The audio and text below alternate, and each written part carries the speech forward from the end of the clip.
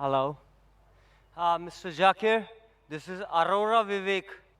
Being a Hindu, over here, I'm not over here to put any controversy, but I have a question. Aham Brahma, Aham Vishnu, Aham Mahesh, that was called by someone of my very good friend. Eventually, he was telling us about Quran and Bible. But what my question is, I have got just 4 questions to ask to you. Number one, Most important question first. okay, If there is time, we would definitely permit you another no question. issues, no issues. Because if everyone asks 2, 3 questions, if I as a coordinator allow, I think we are not being fair to the other questioners. Fine, I got your point. Just one question. As though, Mr. Jake, you were talking about Genesis version and everything, I just have a put one question. If you are making a comparison between the Quran and Bible, why not a comparison between the Vedas, the Quran, and the Bible? They are versatile in each every manner.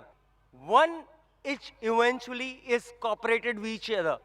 God, the Almighty is one. Rather, it called be as a Allah, it's called by Bhagwan or Jesus. Why not make it sure? All of the people should say, why not only one? Brother asked a very good question, very important question, very practical question. When I'm making comparison between Quran and the Bible, why not make comparison between Quran, Bible, Veda, etc.? And he said that why don't you follow all? And that is what I tell the people, that's what the Quran says. Ta'alaw ila kalmatin sawa'in bainana bainakum. Come to common terms as between us and you. Brother, what I tell every human being, any, whether it be a Hindu, Christian, Muslim, Jew, Sikh, Parsi, no problem. I tell them a simple thing which everyone will agree. At least agree that one scripture is the word of God. No one would mind doing that. The Hindu would say, okay, fine, Veda is the word of God. Christian will say, Bible is the word of God. Muslim will say, Quran is the word of God. The Sikh, he'll say, my Granth is the word of God. The Parsi, he will say that my Avesta is the word of God. No problem. Now, put all these scriptures together. What is common? Let us agree to follow that. What is not common? We can discuss that tomorrow. Correct? I only ask them one thing. What is common in all these scriptures? Let us agree to follow. Because Sorry to interrupt you, sir. Sorry to interrupt you. Brother, please let me complete the answer. And Please, after Mr. Zakir. after I finish the answer, what you want, you can say. Maybe what you want to ask, I will give in the answer. Correct? I go in stepwise. Right, sir. The mathematical, if you want to solve a problem, if I directly give you the answer, you won't understand. I have to go stepwise. 1, 2, 3, 4. Fine? Exactly. So my only request is, what is common in all the scriptures, let us follow. What is not common, we'll discuss later on. Fine? Now, common in all the scripture is that God is one. So let us believe God is one. Ved says that God is one. Didn't I say that? Ekkam evidityam. God is only one without a second. Bible says that. Gospel of Mark, chapter number 12, verse number 29. Book of Deuteronomy, chapter number 6, verse number 4. Shema Israel, Adna Ilhadna Ichad. Hear, O Israel, the Lord, our God is one. The Jews say that, the Christians say that. Quran says, Kul wallahu ahad. Say there's God one and only. So where does this Trinity come in between? Where does this Brahma, Vishnu and Shiva come in between? Where? I didn't believe in that. Brother, let me complete. There is no Brahma mentioned in the Quran. There is no Shiva mentioned in the Quran. There is no Jesus mentioned in the Quran that he is God. It's mentioned in the Quran he is a messenger of God. The Bible also doesn't say that Jesus is God. It is the false reading of the Christians. So how come you are saying that it doesn't matter whether Allah, Jesus? It matters. The Quran says, in Surah Isra, chapter number 17, verse number 110, Qulidullah abidur rahman ayamatadu fala asmaul husna. Say, call upon him by Allah or by Rahman. By whichever name you call upon him, to him belong the most beautiful names. It should be a beautiful name. It should not conjure up a mental picture. It should be a true name. You can't give a false name to God. You can't insult God. You can't belittle God. Some people tell me, what difference does it make? You call pani, you call water, you call tani. No problem. If you call pani, you say in Hindi. Tani, you say in Tamil. Moya or mai, you say in Arabic. Jal, you say in Hindi. No problem. You can call by any name. But then, one morning, my friend comes and tells me, every morning I have water. But after I have water, the doctor told me I have a lot of water. But I start vomiting. I said, why? No, the water is yellowish. The doctor told him to have water. He has every morning 1 glass of water. The water is yellowish. Yellowish. Yellowish. Then I realized what he's talking is not water, it is urine. You can't call urine as water. The definition of water. You can call Tani, you can call water, you can say Rahman, you can say Rahim, you can say Kareem, you can say Rab. But you can't call God as man. You can't call God as insan. Therefore, you can't call water as urine. And the touchstone for theology is Surah Ikhlas, chapter number 112, verse number 1 to 4. What I mentioned in Surah Ikhlas. So what I'm going to tell, that what is different, keep it aside. Nowhere does the Quran say that Jesus is God. Nowhere does the Quran say Mahesh is God. So keep Mahesh out. Yes, if you say Brahma, Brahma is a Sanskrit word which is known as a creator God. So if you say creator, I've got no problem. If you say God is a creator, I've got no problem. Because Quran says that God is Khalik, creator. But then you say this creator has got 4 heads. He has got 4 hands. Then you're giving an image to God. You're going against Veda. Na tasya patimasti. Of that God, there is no image. I do believe So call him creator. But you say that creator is a man, then he's not God. I do have an He should apology. be the creator. So same way, brother, if you see my video cassette, similarities between Islam and Hinduism, inshallah, most of the queries will be answered. Hope that answers the question. I do apologize. What I was specifically want to say to you, Mr. Zakir, I do not want to get into controversy over here. My thing is this, Mr. Zakir was telling appropriately right what exactly was over here the people is wanting. What I wanted to know, basically, exactly what the speeches he is providing to us, we are over to listen him. Exactly the Renaissance, the creator of the world, rather it should be counted as Allah, Bhagwan, or the Jesus, should not be created in self. It has to be materialized with differentiations. Thank you. Brother, if you had heard my answer, you call him Allah, I've got no problem. You call him Bhagwan, as long as what is the meaning of Bhagwan. According to Rajnish, Bhagwan means something else. I don't know whether you know. According to Rajnish, what definition Rajnish gave, then I cannot believe God is Bhagwan. So what we have to realize, we have to believe in the concept of the Almighty, the Creator, the Maker. If you know that concept, and the word should be chosen correct. It should not be a wrong word. And what word is common between the scriptures, we have got no objection. But Jesus, as you again mentioned, is not common in the Bible and the Quran. Quran says Jesus is the prophet of God, and even the Bible says the prophet of God, but the Christians, they misunderstand that Jesus claimed divinity. So if the Christians, they misunderstand the Bible, why should I agree with the misunderstanding? I have to clarify that. I have not come here to create a controversy. I have come here to come to common terms. Come to common terms as between us and you. Yes, can we have the next question from the sister?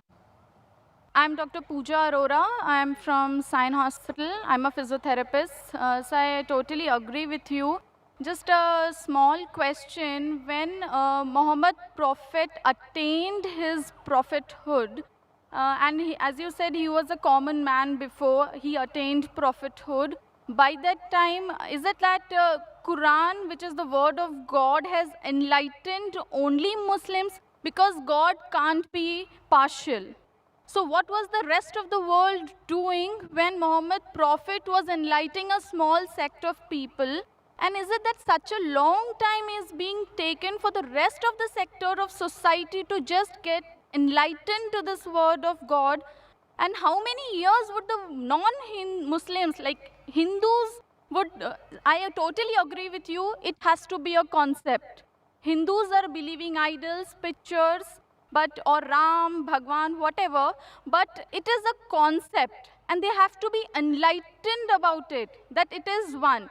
Hinduism also follows an almighty, which is a power, a divine power, but unfortunately it is being given in various forms. So this enlightenment, if Quran helps a Hindu to know this enlightenment, it is fabulous. Sister asked a very good question and a very important question. She said that if Quran is such a great book, if it's the word of Almighty God, then why, when it came to Prophet Muhammad, it was only meant for that small group, Arabs of that time, only Muslim. Why not for the full world? How long will it take?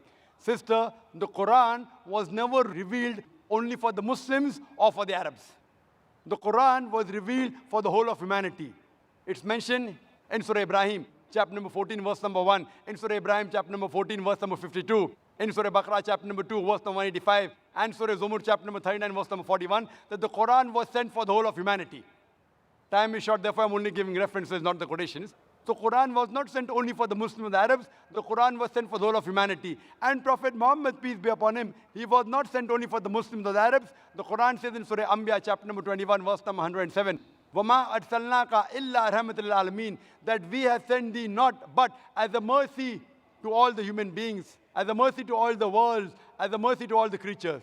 The message is repeated in Surah Sabah, chapter number 34, verse number 28, that Prophet Muhammad, peace be upon him, is sent as a universal messenger, giving glad tidings and warning them against sins. But most of the human beings yet do not know. Now this verse of the Quran says, most of the human beings yet do not know. That's the reason, sister, we are having such conferences. It's the duty of every Muslim that should convey the word of Almighty God to all the human beings. So one more thing, sir. Can I It ask? may take time, but better late than never, sister. Better late than never. And everyone who claims to be a Muslim may not be a practicing Muslim. He may have a name, Abdullah, Zakir, Muhammad, Sultan, but he may not be a practicing Muslim. Similarly, as you rightly said, in Hinduism, you don't follow your scriptures. But yet, the religion which is the maximum followed, not only by lip service, but in practice today, it is Islam, number one. In numbers, Christianity, it is close to 2 billion. Muslims claiming is 1.3 billion. But the people practicing the religion, number one is Islam. Percentage-wise, it is the largest. So these lectures are mainly those small percentage of Muslims who are not following Islam correctly to get them closer to Islam. And to those non-Muslims, we want to give the message of peace, the message of love, and prove to the world that there is only one God. The ultimate peace can only come if you submit a will to Almighty God. That is the only way to get ultimate peace in this world and the hereafter. So that is the reason, sister, we are having such conferences. We have a satellite channel, Peace TV, where every day more than 60 million people, they are watching it. So at least on the day of judgment, we can give shahada to Allah subhanahu wa ta'ala. Ya Rab, we did our best, whatever we could. We at least gave the message every day at least to 60 million people. And today, the message has even reached you, sister. So tomorrow, on the day of judgment, I can tell to Almighty God, I gave the message to the sister. Whether you accept or not is in your hand, sister. I just want to add, can I? Thank you very much, sir. Just one more thing. Because God is impartial, so on the day of judgment, as you did a partiality that non-Muslims should be given first priority to ask their questions, God is impartial. So if Hindus stop believing in idols and pictures and they start believing in the Almighty, which has got no form, no shape, and on the day of judgment, is it that they will be not behaved as Muslims by God? No, it is not like that. It is the concept which is there in Hinduism, the misbelief that is followed in forms. But if following Hindu religion is not wrong, but following, because your aim is God, He is the supreme, He should not have form. But if this message is reached to Hinduism, you have won it. Very good, sister. Very good question. Thank you, sir. Regarding we being partial or impartial, there can be two different views from your side. Because we're partial, at least you could ask a question. If I wasn't partial, I couldn't tell to Allah subhanahu wa ta'ala, I gave you the message directly, one-to-one. So He doesn't sometimes- believe. So what you have to realize, sister, but why we are partial? We are partial to be impartial. Because the others have got the message. If not 100%, 90%. You all have got less. So we are partial to be impartial. Right, sir. So what we Now need coming to... back to your question, sister. Yes, It's sir. a very good question. That if the Hindus believe in one God, do not believe in idol, do not believe in images, do not believe in statues, on the day of judgment, won't we be Muslims? Correct. You are following part of Islam. Correct. If you read the Hindu scriptures further, the Hindu scriptures say there is another messenger to come. And the coming of Prophet Muhammad, peace be upon him, has been prophesied in various places. He's prophesied in Bhavishya Purana, Parva 3, Khanda 3, Adhyay 3, Shloka 5 to 8. He's prophesied in Bhavishya Purana, Parva 3, Khanda 3, Adhyay 3, Shlokas 10 to 27. He's prophesied in the Atharva Ved, chapter number 21, verse number 6. Atharva Ved, chapter number 21, verse number 7. He's prophesied in several places. He is mentioned by name no less than 100 times as Muhammad in the Hindu scriptures. Right, Time sir. doesn't permit me to mention all the references. There is mention of a Kalki avatar in Kalki Purana, chapter number 2, verse number 4, 5, 7, 9, 11, and 15. It says that there is another avatar to come, Kalki avatar, whose father's name shall be the servant of God, Vishnu Yash, translated to Arabic as Abdullah, which was the name of the father of Muhammad sallallahu alaihi wasallam. The mother's name of this Kalki avatar would be Sumati. That means peace and serenity, which is Amina in Arabic, which was the name of Prophet Muhammad sallallahu alaihi wasallam, mother. This person will be born on the 12th day of Madhav, the 12th Rabi Awwal. That is the Prophet Muhammad sallallahu alaihi wasallam born. He'll have 4 companions, and we know the first 4 Khulfa Rashidin. It says that he will be born in a place which is peaceful in Makkah. He'll be born in a house of the chief of Makkah, that is the Quraysh tribe. It says that he will go northwards from a cave and come back. And Prophet Muhammad sallallahu alaihi wasallam went from Makkah to Medina and came back. On and on, talking about Kalki Avatar. So you believe in one part, La ilaha illallah. You also have to Muhammadan believe in Rasulullah. Muhammad Rasulullah. Thank you, sir. Thank you. And if you do this, you keep your name, whatever your name was, whether Preeti, whatever name, sister. What is the name, sister? Puja. Pooja. You keep your name. Don't change your name. But indeed, you will be a Muslim. Changing your name is not required. So the concept... With concept of one God, no statue, no images, last final messenger, Prophet Muhammad, inshallah on the day of judgment, you will go to heaven with your name Pooja. So the pathways are different. The only thing is the goal should be the same. That is No, what I sister. believe. For the goal, pathways are different. If both the different pathways go to the same goal, they it is meet fine. at the same goal. Yes, sir. That is what I want to say. All the roads don't lead to Rome, sister. Fine? You may think it will lead. So if you think falsely, I have to correct you. I don't can- believe... No, sir. No, sir. sister, if you say you're a Hindu, by Yeah. definition, Yeah. Hindu is a person who lives in India. No, sir. It's not like that. Sister, Hindu is a geographical definition. You don't know, I know. I'm a Hindu by geographical definition. I'm a Hindu. Geographically, sister, the word Hindu was first used by the Arabs. There are many Arabs here. They call me Hindi when I go there. Hey, Hindi, hey, Hindi. They tell I'm a Hindu. The word Hindu was first used by the Arabs when they came to India. It was also used by the Persians to describe the people who lived in India. So geographically I'm a Hindu, but if you tell me religiously, Hindu is a misnomer. Swami Vivekananda said the right term is a Vedantist. You should follow the Vedas. So as far as you follow the right things in the Veda, believe in one God and believing in Prophet Muhammad sallallahu alaihi wasallam, by deed you are a Muslim. So the religion can't be powerful. The It is. ultimate power is Allah. Correct. Right? I agree Ultimate with you. power is God. And the So you religion are- of God, and the religion of God is the ultimate religion. So the There's religion only of one God religion. is not Islam. The religion of God is not Islam. Isn't Islam, it? if Islam is an Arabic word which is hurting you, you keep Islam aside. No. No. It's not hurting me. I'm telling it's you, not sister. hurting me. If it's not hurting you, nobody. No, sir. It is a Pak word in itself. How it can hurt anybody? At least not an educated girl. MashaAllah, you're an educated girl, sister. Thank you so much. Thank you, sir. Sister, Islam means submitting your will to God. So if Islam is a problem, keep Islam aside, but submit your will to God. Allah says in the Quran in Surah Al-Imran chapter 3 verse number 19, Inna Dina Indallah Islam, the only religion, the only way of life accepted in the sight of Allah is submitting our will to Almighty God. Yes, brother. Mr. Naik, this is myself, Dr. Suryakant Pawar from St. George Hospital. Thanks for the nice and enlightening lecture about the Quran as God's word. As you mentioned that Quran is God's word, I just want to ask you, who is the creator of the God? What is the origin of God? The brother asked a very good question, that if Quran is the word of God, who is the creator of God? Very good question. If I ask you, brother, that your friend John, he gave birth to a child. Can you guess the child was girl or a boy? Your friend John gave birth to a child in the hospital. Can you guess, was it a girl or a boy? Guess. No, Girl or a boy? I can't guess. Sorry? I may not guess. Try. At least 50% you'll get right. Yeah, 50%, one half chance. Okay, tell me. Boy. Boy. Whether can a man give birth to a child? No. So is it a girl or a boy? But the name can be for a female. I'm asking you, your friend John. I don't know anyone female called by John. No, we can call. No. Na? Okay, suppose a friend who is a boy, is a man. He went to hospital. He gave birth to a child. Was it a girl or a boy? Girl.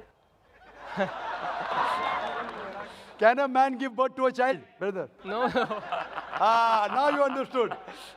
A man can't give birth to a child. So where's the question of it being girl or a boy? So by definition, God is uncreated. So a question, who is the creator of God, is like I asking you a question. Your friend who's a man, he gave birth to a child, is it a girl or a boy? The question is illogical. Because by definition, a man cannot give birth to a child. So where's the question of girl or a boy? So by definition, God is uncreated. Every created thing has a creator. God does not have a creator. Therefore, my argument with the atheist, I never ever said that everything has a creator. I said every created thing has a creator. But the God is uncreated. By definition, the moment I mention who is the creator of God, he is not God. وَلَمْ يَقُلْ لَهُ كُفُوًا أَحَدٌ. Therefore, by definition, God is uncreated. Hope that answers the question. Okay. Thank you. The next question from the brother in the back. My name is Peter. I'm a student of religion philosophy. Now, my question is on the textual authenticity of the Quran. First, when Abu Bakr commanded Zaid to gather the text together, he did that. But there is also written in Al-Bukhari, volume number 5, page 96, Abdul ibn Masud, he was the authority mentioned by Muhammad. He gathered a text. Then Salim, the freed slave, he gathered a text. And also Ubay ibn Ka'b, a master reciter mentioned by Muhammad. And there are also other people who compiled their text.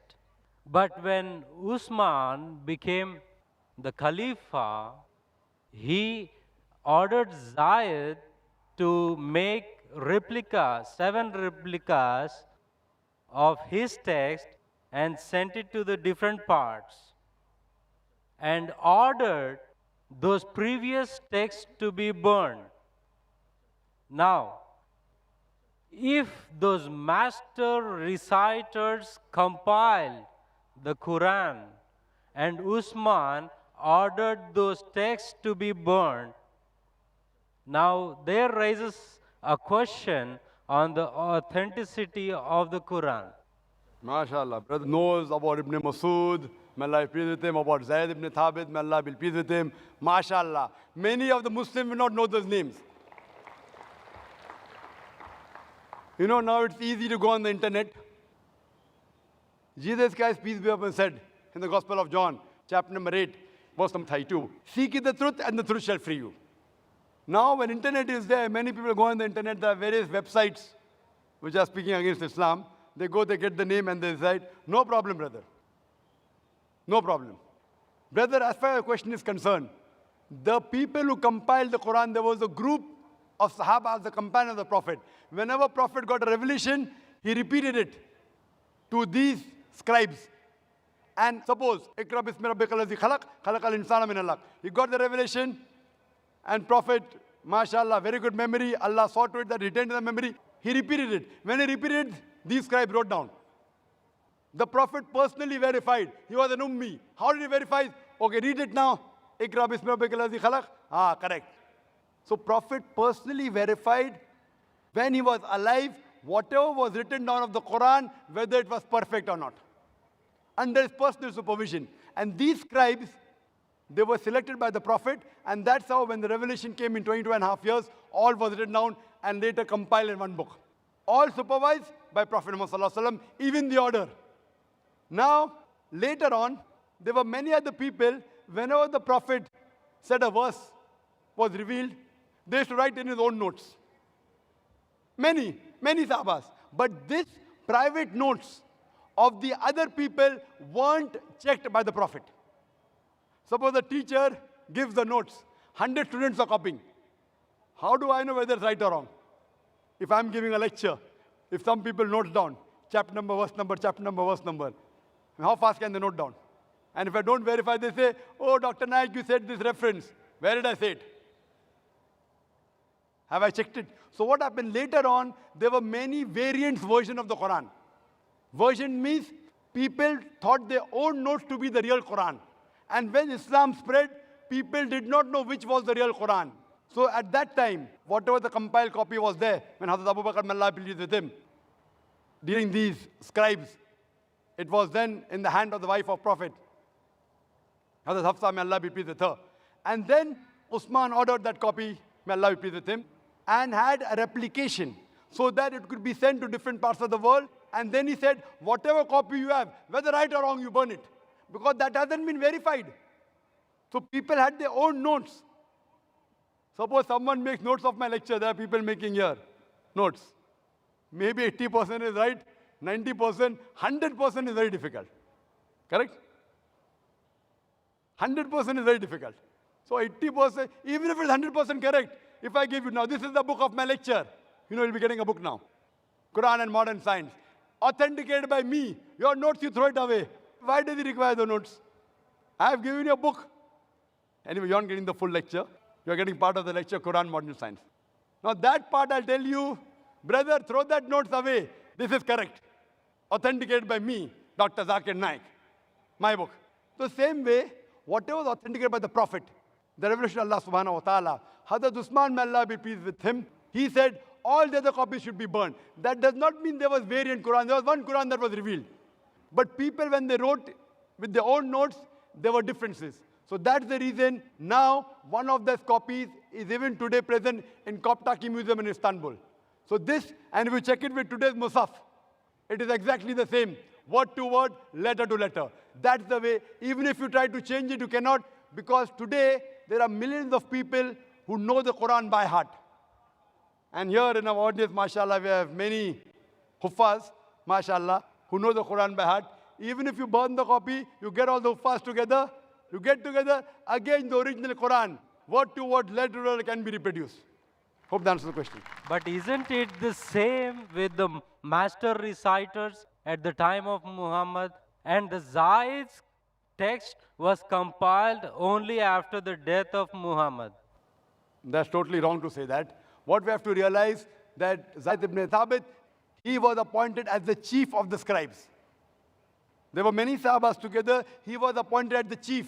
And this was personally verified by Prophet Muhammad sallallahu alaihi wasallam.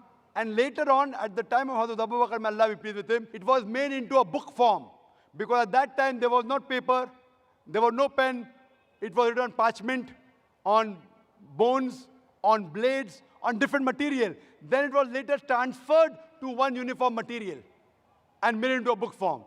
Nowhere does it say that there were different versions. So all these scribes, even when it was written down again, when Hazrat Usman, when he ordered, may Allah be pleased with him, those people who were alive in the group of the scribes, he called them. And among them again, Zayd ibn Thabit, he was appointed as the leader. Hope that answers the question. Yes, sister. Can we have the next question? Brother Zakir Naik, Assalamu alaikum. I'm Namita, a kindergarten teacher by profession First of all, let me congratulate you for all your commendable work in spreading the message of peace, love, and brotherhood. I want to ask you, Brother Nayak, if Quran is the God's word, if Islam is truly the way of life, then why are people taking so long in realizing and accepting it? Sister, that's a very good question. Quran is the word of God. Islam is the true religion. Why are people taking so long in accepting it? Sister, the straight path is not always easy to follow. Your perception differs. The perception of each individual differs. For example, a person who may not be following Islam, oh, if I accept Islam, he may be an alcoholic. I'll have to stop having alcohol. I may have to stop going out with girls and dating. So then that will prevent him. So what he thinks, okay, fine, Islam may be good, but I don't want to stop my alcohol. I don't want to stop going out flirting with girls. I don't want to stop having pork. So when you learn, there may be certain hitches that may come. Maybe a person may not be alcoholic. Maybe he may not be having pork, but he may think, okay, now I accept Islam. That means for 40 years I was a fool. Oh, I better not accept Islam. Some may think, if I Islam, what will my friends say? What will my mother say? What will my father say? So all these obstacles, sister. Only if you can overcome these obstacles, can you accept the truth. So therefore, what you have to realize, that the message is clear. The message is logical. It's absolutely clear. But there are other things which are there in the baggage. A person has to be so strong that, fine, if this is the truth, I'm ready to accept the truth, even if I have to leave my other non-Muslim friends. And believe me, sister, this is only a perception. I know many non-Muslims who have accepted Islam, and yet they have got their old friends. And people tell me, oh, Zakir, don't speak to non-Muslim, you lose the friendship. I've got very good non-Muslim friends also. MashaAllah, they respect me. You have appreciated me. MashaAllah, you're a non-Muslim. So my job is to present the truth. And one more thing, Quran clearly mentions in Surah Baqarah, chapter number 2, verse number 256, La ikrah fid deen. There's no compulsion in religion. Truth stands out clear from error. Our job, sister, is to present the truth. Whether a person accepts it or not, it depends upon him. If Almighty God wanted everyone to accept, it's very easy. It's mentioned in the Quran in Surah Yunus, chapter number 10, verse number 99. If he wanted, he could have made all the human beings believers. Very easy. Kun fayakun, very easy. But where is the test? Allah says in the Quran, in Surah Mulk, chapter number 67, verse number 2, Allazi khalaqal mawta wal hayata. It's Allah who has created death and life to test which of you is good in deeds. So this life, sister, is a test for the hereafter. Now when a person realizes the truth, everything you realize the truth, you don't follow. You may follow 80%, you may follow 50%. There are very few people who follow 100%. Even all the Muslims don't follow 100%. Some Muslims may have bad habit, yet they are Muslim. So what we have realized, sister, the major points of oneness of God and believing in the last and final messenger and believing in the hereafter, these 2-3 points are the most important, sister. And that's the same thing I'll tell you, sister. You ask me the question, I'll ask you the same question. Then what is taking you so much time to accept the truth, sister? Dr. Zakir Naik, I would just like to tell you something, that here, with your blessings, I accept Islam and repeat the kalma, La ilaha illallah, Muhammadur Rasulallah. MashaAllah, sister, may Allah bless you. And may Allah grant you Jannah, inshallah. Sister. And welcome you, sister. And may Allah subhanahu wa ta'ala bless you and grant you Jannah. Ameen. May we have the next question from the brother in the front? Firstly, sir, congratulations for arranging this program. I am Advocate Shivaji Sapkal from Bid, Maharashtra. This program is peace for all over. I get the opportunity to ask question. But my question is not related Quran. Yes, sir. Yes. Sir, there are lakhs of Marathi speakers. I also Marathi. What is the role of IRF, means Islamic Research Foundation? What IRF doing for Marathi or non-Muslims? That's a very good question. Since we are living in the state of Maharashtra, he's asking what are we doing as far as Marathi is concerned, and what are we doing for non-Muslims. As far as Marathi is concerned, I'll be very frank with you. We want to do, but we aren't doing much. There are some of my books being translated to Marathi by others, because I can understand Marathi, but I can't speak Marathi. I mean, I should be able to do it. We are trying to make our children speak many languages, but I can understand Marathi, but I can't speak. A little bit, I can, but I don't master the language. Maybe then I would have given lectures in Marathi also. But we have some speakers in IRF who give lectures in Marathi. We have Brother Abdul Ghafoor Qureshi. Whenever there's a request to speak in Marathi, we send him. So what we are doing, we are training people to speak and convey the message of peace in different languages. The training program is in English, and many people know 3-4 languages. So the training program is in English, sometimes in Urdu and Hindi. Then he goes, if he's coming from South Africa, from Africa, then he speaks in the African language. Many people are coming from other parts of the world. From Malaysia, they have come. They have come from USA. They have come from Singapore, from Saudi Arabia, from Philippines, Tagalog. I don't know Tagalog. What I do, I convey the message in English. I tell the people to convey in Tagalog. I am requesting you, brother, convey my message, what you have learned here, heard here, to those people who know Marathi. You'll be doing a favor to me. Yes, yes, sir. Inshallah. That's the first question. Come to the second question. What are we doing for non-Muslims? Again, we aren't doing much. Whatever limited we can do, there's so much to be done. The organization is big, mashallah. We have got more than 2,000 volunteers. Yet I'm saying we are doing nothing. We are a very small organization. Very small. We have organized this conference. We are giving first chance to non-Muslims, because you are a VIP guest, a special guest. You today are more closer to me than the other Muslims. Why? Because I have to convey, Allah will ask me on the day of judgment, have I conveyed the message or not? So I'm trying my level best to convey personally on this level. Furthermore, this conference, the 10-day conference, we have invited non-Muslims, and we mentioned in the posters, all faith welcome. People of all religion welcome. But in question and answer session, we give them first preference. We give them priority, so that the doubts can be cleared. Even the Muslims have got doubts. The Muslims, they get angry with me. Brother Zakir, what about us? Afterwards, kal dekh lenge, no problem. Okay. Kal matlab abhi kal nahi, ab 10 din ke baad dekh lenge. So what we have, besides giving the message here, maybe there are tens of thousands of people here now. MashaAllah, tens of thousands of people. But there are more than 60 million people watching live. But yet, we are doing nothing. IRF per se, Islamic Research Foundation, what we should do, we are doing very little. But we are trying our level best. And we pray to Allah subhanahu wa ta'ala that may He accept our humble effort that we are doing in trying to spread His message to the world. Hope that answers the question. Wish you all the best for your organization, sir. Yes, brother, the next question. My name is Sahil. I'm a graphic designer. I'm a poet. May peace be on you, Dr. Zakir. I always wanted to say this. I've got a chance by God's grace today. I love you, Dr. Zakir. I love you very, very much. And I thank you. May peace be on you too, brother. And I thank you I too love you, brother. I too love you, brother.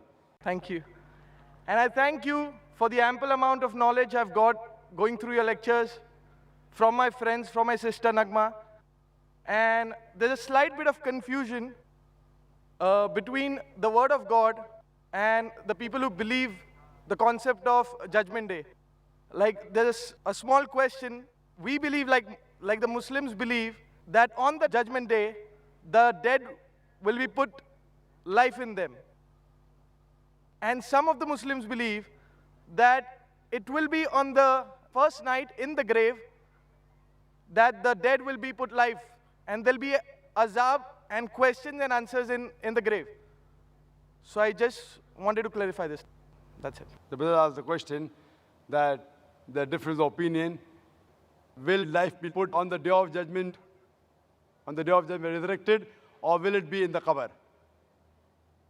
Brother, if you read the hadith, there is mention of the azab of qabr. Allah says in the Quran, in Surah Imran, chapter number 3, verse number 185, that kullu nafsin zaikatul maut. Every soul shall have a taste of death, but the final recompense will be on the day of judgment. This life is just mere chattels of play and deception. But the final hisab kitab, final judgment is on the day of judgment. What we have to do, we may get part of the punishment in this world, part of the reward in this world, part of the reward in the qabr, part of the azab in the qabr, but the final, ultimate judgment is on the day of judgment. The final total of good and bad will be recorded on the day of judgment, and then, based on your deeds, you will either go to heaven or hell. Some of this will be given in this world, some in the grave, but the final accounting will be on the day of judgment. Hope that answers the question. Thank you. Yes, sister. Hi, I'm an American student studying culture and theology, and I have a question. You said Jesus never claims his divinity, and that Jesus was only here for Jews, but the Bible says, "Tell us if you are the Christ, the Son of God." And Jesus replied, "Yes, it is as you say." And then in Matthew 28, 18 through 20, Jesus says to his disciples, "All authority in heaven and on earth has been given to me. Therefore, go and make disciples of all nations, baptizing them in the name of the Father and of the Son and of the Holy Spirit, and teaching them to obey everything I have commanded you. And surely I am with you always to the very end of the age." Sister has quoted two verses from the Bible. The first one, if I'm mistaken, you said that Jesus claimed that you are Son of God. Did you say that, sister? Yes, sir. Son of God. And second, she said that Jesus said, "Go to all the nations." What she's quoting is the ending last portion of the Gospel of Matthew. If you go earlier, sister, let's mention the Gospel of Matthew, chapter number 15, verse number 24. He says to his apostles that I have been sent not but to the lost sheep of the house of Israel. What you quoted, according to the scholars of the Bible, what they say, that is an interpolation. But whether it is or not, I don't argue. But then there's a contradiction in the Bible. The Bible clearly mentions in the Gospel of Matthew, chapter number 10, verse number 5 and 6, Jesus Christ, peace be upon him, says to the apostles, "Go ye not into the way of the Gentiles, going not into the way of the non-Jews, the Hindus, the Muslims, but rather go to the lost sheep of the house of Israel." As far as the first question is concerned, that Jesus Christ, peace be upon him, said that I am the Son of God. Sister, do you know, in the Bible, God has got sons by the tons. Adam was the son of God. Abraham was son of God. Israel was son of God. All those, they are led by the Spirit of God, they are sons of God. So if you are a righteous person, you are a son of God. If I am a righteous person, I am a son of God. That is the language of the Bible. As far as calling son of God to a righteous person, I do agree that since prophet Jesus was the messenger of God, he should be called the Son of God. But what do the Christian missionaries say? No, no, no, no. He is not a normal son. He is the begotten Son. And they quote the Bible, Gospel of John, chapter number 3, verse number 16. For God so loved the world that he gave his only begotten Son. Whosoever believes in him shall not perish, but have everlasting life. So what we have to realize, that this verse of the Bible, begotten Son, according to the 32 scholars of the highest eminence of 50 corporate denominations, if you read the RSV, Revised Standard Version, they say this word begotten is an interpolation, is a concoction, is a fabrication, and they're thrown out of the Bible. So Jesus is not the begotten Son, because begotten means it belongs to an action of animals of lower level. So he is verily the Son of God. Son meaning a righteous person, we have no objection, but he is not the begotten Son. Lam yalid wa lam yulad. He begets not, nor is begotten. I hope that answers the question. Wa akhiru da'wana alhamdulillahi rabbil alameen. Jazakallah khair. We thank Allah subhanahu wa ta'ala for making this program possible. We know you have many questions, but there are time limitations to the program. We thank Allah subhanahu wa ta'ala not only for making this program possible, but for creating this opportunity for a better understanding on the topic for the millions of people too, other than those present here watching us on television, who may, inshallah, share some of the learnings from this talk and question and answer sessions to others less aware, for them to gain better understanding and hidayah too. We thank all who have contributed and made this program practically possible for all present here today and for its telecast, and those who have come to attend this program. Jazakallah khair.